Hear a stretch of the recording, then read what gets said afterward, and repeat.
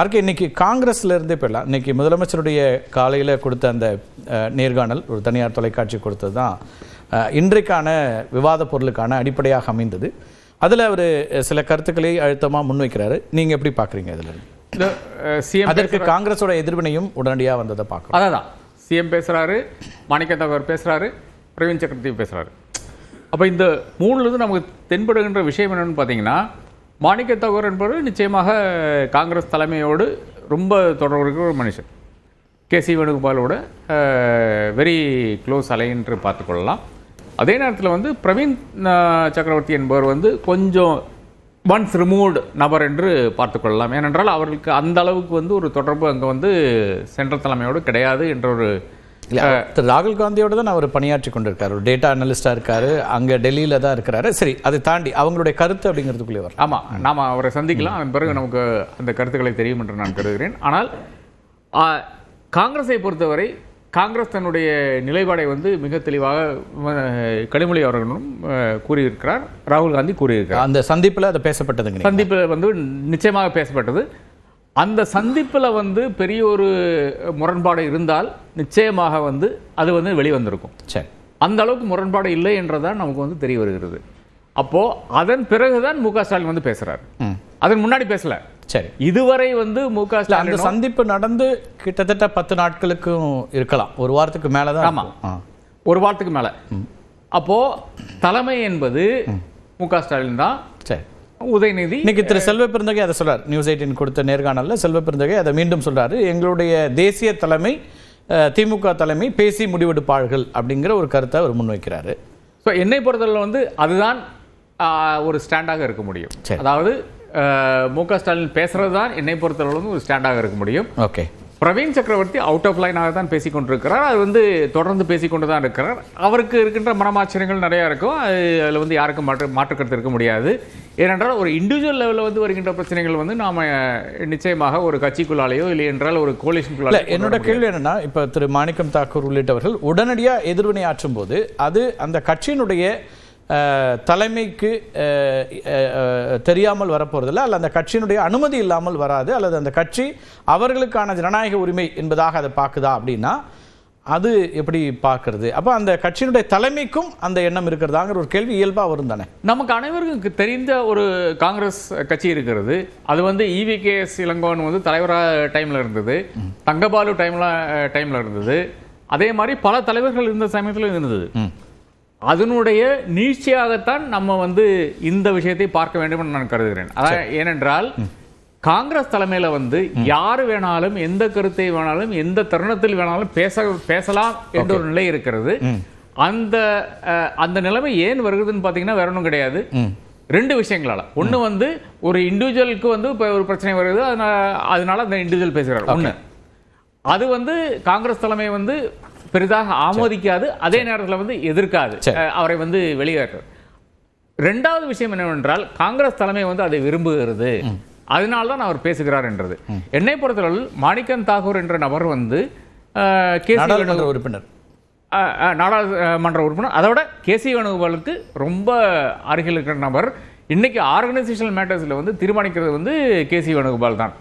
அந்த நிலையிலிருந்து பார்க்கும்போது நிச்சயமாக அது வந்து முக்கியமான விஷயமாகத்தான் நான் பார்க்கிறேன். ஆனால் ஒரு முதல்வர் குறிப்பாக வந்து M.K. ஸ்டாலின் என்ற நபர் வந்து நிச்சயமாக அவருடைய தந்தையார் இல்லை என்றால் அதுக்கு முதல்வர் என்ற முதல்வர் மு.க. ஸ்டாலின் என்ற அந்த நபர் வந்து நிச்சயமாக முதலமைச்சராக இருக்கிறாரு, கட்சியினுடைய தலைவராக சொல்லுவீங்க, கூட்டணிக்கு தலைமை வைக்கிறாரு. கலைஞர் இந்த சமயத்துல வந்து தாராளமாக கலைஞர் வந்து யூகத்தின் அடிப்படையில் பேசுவார், மு.க. ஸ்டாலின் யூகத்தின் அடிப்படையில் பேச மாட்டார். அவர் வந்து நிச்சயமாக இருக்கின்ற ஃபேக்ட்ல மட்டும்தான் பேசுற நபராக மு.க. ஸ்டாலின் எனக்கு தென்படுகிறார். அப்படி இருக்கிற நிலைமையில் வந்து நிச்சயமாக இவர் வந்து பேசியிருக்கிறார். இல்லை என்றால் கனிமொழி கருணாநிதி பேசியினுடைய அடிப்படையில் தான் இவர் வந்து பேசியிருக்கிறார் என்றது எனக்கு தெரிகிறது. ஓகே, அப்ப அந்த ஒரு அடிப்படையில் பேசுகின்ற ஒரு நபர் வந்து நிச்சயமாக யுகத்தின் அடிப்படையில் பேச மாட்டார். ஓகே, அதுதான் இது வந்து இரண்டு தலைமைகளுக்கு இடையில அது பற்றின ஒரு புரிதல் இருக்கு அப்படிங்கிறீங்களா நீங்க? டெஃபினட்டா 100% அந்த இது இருக்கு. அதைத்தான் நான் வந்து இன்னைக்கு ஃப்ரண்ட்லைன் ஒரு ஆர்டிகல் கூட சொல்லியிருக்கிறேன். அதாவது ஒரு வித்தியாசம் இருக்குங்க. அதாவது மு.க. ஸ்டாலினுக்கும் எடப்பாடி பழனிசாமிக்கும் இருக்கிற வித்தியாசம் என்னன்னு பாத்தீங்கன்னா, மு.க. ஸ்டாலின் வந்து அண்டர்ஸ்டாண்டிங்கினுடைய அடிப்படையில் வந்து பேசுறார். ஓகே. எடப்பாடி பழனிசாமி வந்து யாரையுமே வந்து, அதாவது அமித்ஷா இங்க வந்து சொல்றாரு என்டிஏ ஆட்சின்னு சொல்றாரு, நரேந்திர மோடி வந்து சொல்லுகிறாரு என்டிஏ ஆட்சின்னு சொல்லுகிறாரு. ஆனால் அதனுடைய அடிப்படையில் வந்து எடப்பாடி பழனிசாமி பேசவில்லை. எடப்பாடி பழனிசாமி வந்து அவர்களுடைய அந்த பேச்சுக்களை வந்து முற்றிலுமே புறக்கணித்துக் கொண்டு இன்னொரு வார்த்தை வந்து பேசுகிறார். என்னன்னா, இங்க வந்து அதிமுக ஆட்சி தான் என்று கூறுகிறார். அப்ப திமுகவும் சொல்லுகிறது திமுக ஆட்சி தான் என்று, அதிமுகவும் சொல்றது அதிமுக ஆட்சி தான் என்று. இந்த வேறுபாடு இருக்கு இல்லையா, இந்த வேறுபாடை நாம வந்து நிச்சயமாக மிக தெளிவாக புரிந்து கொள்ள வேண்டும். மு.க. ஸ்டாலின் வந்து காங்கிரஸோடு இருக்கின்ற ஒரு அண்டர்ஸ்டாண்டிங்கினுடைய அடிப்படையில் பேசுகிறார். எடப்பாடி பழனிசாமி வந்து தன்னிச்சையாக பேசுகிறார். இதுதான் டிஃபரன்ஸாக நான் முதல் கட்ட கருத்தை எடுத்துக்கிறேன். பேசலாம். மணிகண்டன், நீ எப்படி பாக்குறீங்க? பெருமாள் மணி. இல்லை, இந்த விஷயங்கள் வந்து இப்போ ஒரு 2-3 மாதங்களாகவே போயிட்டு ரெண்டாவே பிரிச்சுக்கலாம். காங்கிரஸ் இல்லது இன்னைக்கு முதலமைச்சர் மு.க. ஸ்டாலினுடைய கருத்து, அதுக்கு எதிர்வினையாற்றக்கூடிய காங்கிரஸினுடைய 3 தலைவர்கள். இதில் வந்து திரு மாணிக்கம் தாகூர் ஒரு ட்விட்டர் பதிவு, திரு பிரவீன் சக்கரவர்த்தி ட்விட்டர் பதிவு, திரு செல்வ பெருந்தகை பத்திரிகையாளர் சந்திப்பு, இதெல்லாம் வருது. எப்படி பார்க்குறீங்க? ஒரு தேர்தல் காலத்தில் கூட்டணி கட்சிகள் கொடுக்கக்கூடிய மாறி மாறி கொடுக்கக்கூடிய அழுத்தங்கள் என்பதாக மட்டுமே, அதாவது ஒரு அவரவர்களுக்கான உரிய பிரதிநிதித்துவத்தை பெறுவதற்கான அழுத்தங்கள் என்பதாக பார்க்கணுமா, அல்லது முரண் அதிகரிக்கிறது அப்படின்னு பார்க்கணும்? அதை எப்படி பார்க்கணும்? முரண் அதிகரிக்கிறதுன்னு தான் நான் நினைக்கிறேன். ஏன்னா மொத்தம் 5 மாநிலங்களுக்கு தேர்தலுக்கு போகுது. இப்போ திமுகவை பொறுத்தளவில் 2 மாநிலங்கள் அவங்க கவனம் செலுத்துவாங்க. ஒன்று தமிழ்நாடு, இன்னொன்று பாண்டிச்சேரி.